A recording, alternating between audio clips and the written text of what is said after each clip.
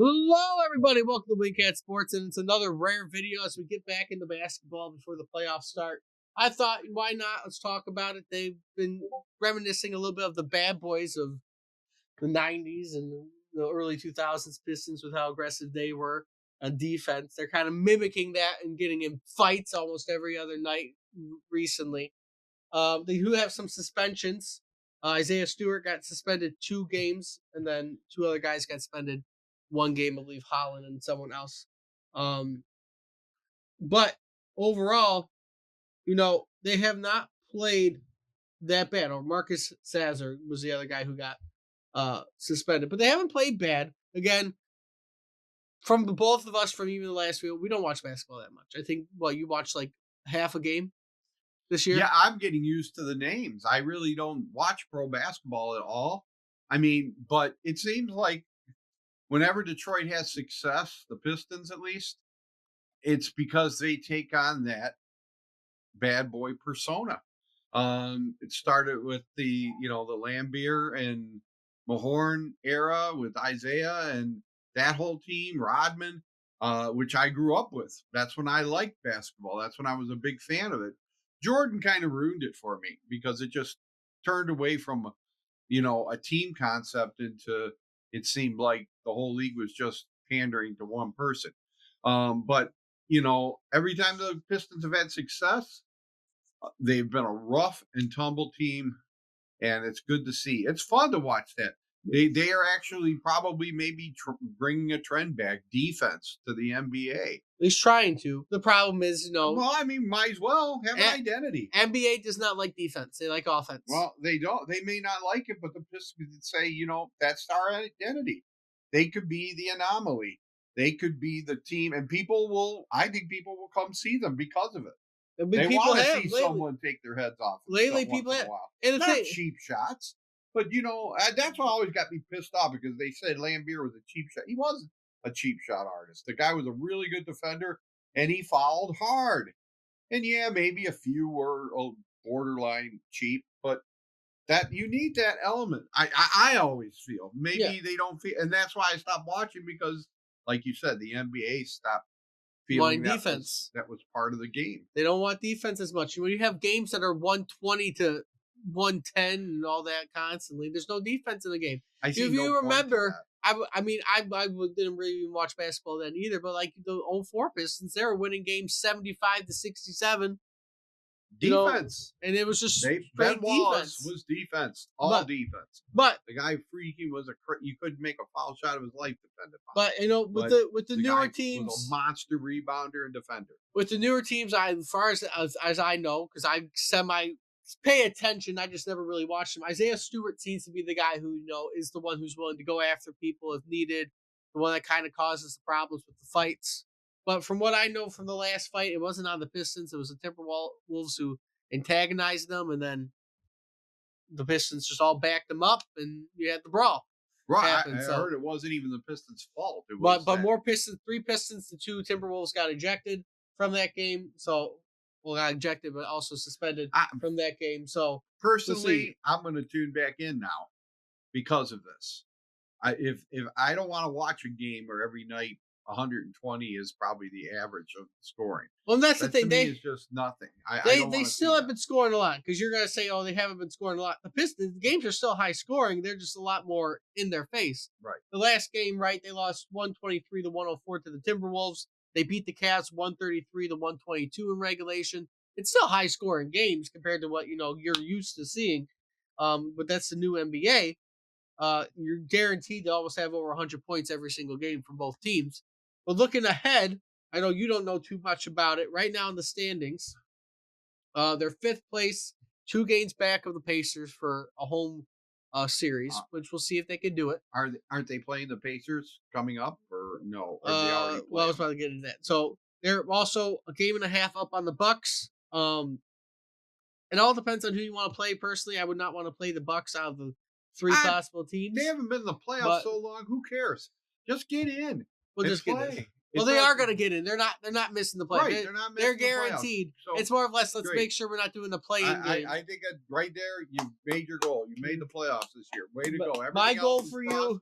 That doesn't, and you can play pressure free. Go out there and Well, freaking yeah. throw the kitchen sink at them and Base play their asses off. Basically, You don't have to worry you about it. want to avoid the play-in game, right? Which you are currently 5.5 games up on a play-in Right. game. So that's what you want to avoid. You do not want to play in game. I think that would be kind of a failure from where you went. You have won 3 times as many games this year as you did last year, which is the first time in NBA Bickerstaff, man. first Way to time in go. NBA history you did that. You got to But give these guys. That's amazing. That's a great. but What were we talking about last year? We said, we thought the Red Wings would definitely make the playoffs before the Pistons. and they either will both make it at the same time, or they're going to make, or the Pistons are going to make just blew them out of the water. And, but coming up this month, and what is it that the Red Wings can take from the Pistons? Defense, some toughness, some hitting, some fighting, some defense. Well, some the Red Wings fought the other day, but well, they had to bring people up who aren't normally on the team to do it, and count on their best player, Alex DeBrincat, who shouldn't be fighting, but he's the only guy they got who's tough. So looking ahead, though, obviously we're into the month of April now. They're going to play Wednesday. This is probably when the video comes out. But Wednesday against one of the best teams in the league in the Thunder. You are in Oklahoma. However, you just beat one of the best teams in the league in the Cavs. So you might be able to take on the Thunder, though you're in Oklahoma City. When do they play Indiana if they do? They do not. What the freak? Okay. They do play 2 out of the 3 teams that they might play in the playoffs, though. Because they're going to go to Toronto, which is not good this year. Probably get a win there. You're going to play another good team in the Grizzlies later on this week. Then you're going to play the Kings, who are just below 500, so you might be able to get away with the win there. You're going to play the Knicks at home. Again, you're not going to catch up to the Knicks. It's more or less, are you going to play them in the playoffs or are you not? The reason I don't really want to play the Bucks is because you end the season with 2 straight games against the Bucks. So if you have a 7-game series against Milwaukee, you're going to have 9 games in a row against them. Just play them. Just go out there and you are pressure free. That's what I like about like I said, that's the one benefit of, they haven't been in the playoffs a long time. Nobody in Detroit is going to get on you as long as you go out there and play your asses off and give everything you got. If you even get swept, no one's going to care. You made the playoffs. You made some big improvements. Great. Let's go out and do the best you can and maybe steal a few games by playing your butts off. Well, you look at it, they should win a handful of the games. Again, you haven't won a playoff series, I think, since 2008. Or not even a playoff series, a playoff game since 2008. So you're also aiming for that. You're aiming to you're aiming to break that, right? Because you don't want to have that still on you. You're going to be in your first playoff series since 2017. Surprisingly, I didn't know it was like that soon. It's like 2018, the last time they were in the playoffs. Which again, surprisingly, I thought it was a lot longer than that, but it's still a decent amount of time. About the same time as the Red Wings haven't been in the playoffs. That's right. Well, like I said, Malice at the Palace was the last time I kind of watched this kind of stuff. Now we got to have Havoc at the LCA. We'll see what it's again. I wish it was Indiana again, big brawler. They could play Indiana in a playoff series. That would be outstanding. Your 3 teams you're going to play. What would they have to do to play them? They'd have to get the 4th seed or something? No, it could be 4 or 5. Us in Indiana are 4 and 5 right now. Let's get the 5th seed. So you can either, you want the 4 seed. You want a home series. Whatever. I want to play Indiana. So between your 3, right, if you end up dropping to the 6th seed, you're going to play New York. Which, again, I think that could be a fun series to watch. Like, I don't really watch basketball that much, but I think that could be entertaining. I don't know how bad that would be for the Pistons. I've known the Knicks have sucked for a while, and in the last couple of years, they've gotten better. I think it would just be an interesting series overall. Indiana, you could have them at home. You could have them away.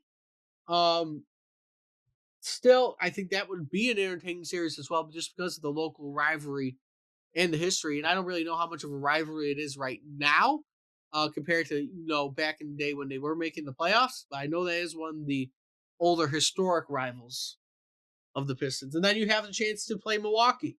You could end up playing Milwaukee as a 4 and 5 and having a home series with that. That'd be the only way that happens is you probably get the 4 seed, they get the 5 seed, and Indiana drops. You're more than likely probably going to either play Indiana or New York in a road series, most likely, because again, most of the teams you're playing aren't terrible.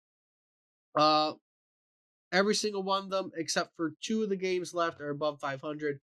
Um, and I believe they are all playoff teams. But you're going to at least be in a play-in game, which you shouldn't be anyways. You are 5 games up with 7 games remaining. Meaning if you can win 2 more, you're in. Your magic number, I believe, is like 2 right now. Was what? 2.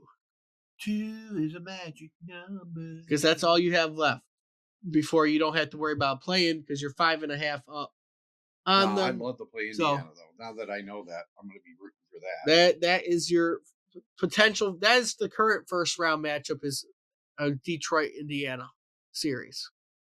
So that is what keep it that way, man. And again, we'll see what happens. Again, you're without guys for the next game at least, right? Isaiah Stewart's out the next 2 between. So you're probably going to end up losing to the Thunder just because you're missing guys. Well, we'll see what ends up happening. Should beat the Raptors. We'll see how they play the Grizzlies. That should be a good game to watch. The Kings, they should beat. The Knicks at home, they have a chance. And then they might split it with the Bucks. So I think they still have a few wins. If they win out, there's 7 games remaining. If they win out, they'll be at 49 wins. Great. Do you think they should, if they get to the playoffs, they should walk out to bad boys, what you gonna do? They're not going to do that. They wouldn't do that. They would definitely Bad Boys 2, 3. Actually, I said it'd be 3 because some people that's consider right. the Bad 04. Boys 3. They could consider the 04 Although I don't Pistons. think they ever referred to Ben Wallace's team as Bad Boys. So, but did you see Isaiah Thomas came out and was like, "These guys are us again. Detroit's got its team back." Because he knows this is what Detroit loves.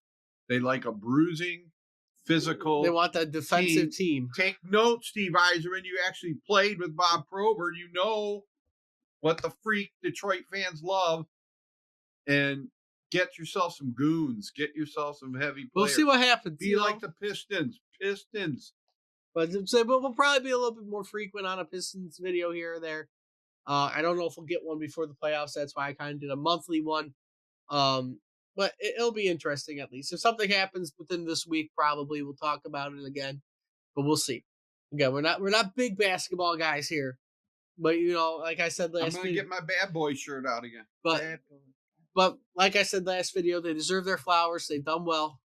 And we will talk about them throughout the playoffs and then probably see from there how our basketball stuff is doing. We'll end it here, though. If you like what you see, like, comment, subscribe. Let me know what you think about the Pistons and what they can do. And until next time, see everybody soon.